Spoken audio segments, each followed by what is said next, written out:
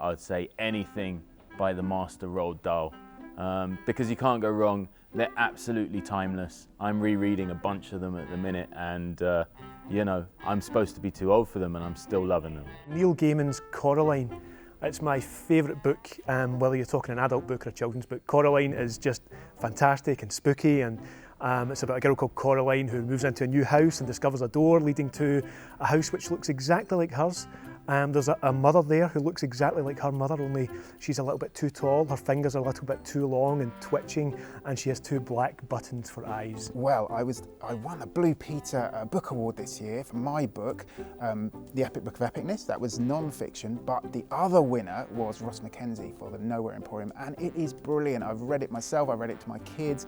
It's just fantastic, really spooky, but some funny bits in as well. Right now, the book that I would recommend, or the series of books that I would recommend, is the Tom Gates books by Liz Pichon. They are brilliant, and every school I visit, people are reading them and they're hitting the mark. So Tom Gates, that's what I recommend. It's a classic, but I think that every child should read it, would be The Borrowers by Mary Norton.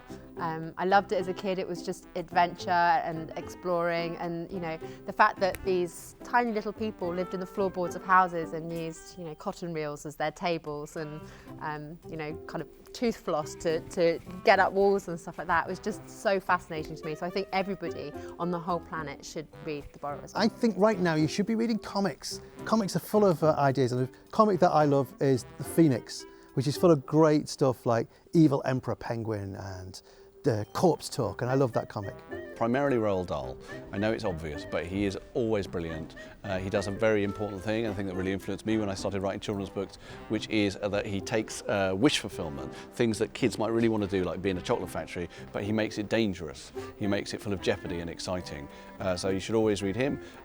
You should read David Walliams, even though he's not as funny as me. And you should read J.K. Rowling, because she remains amazing.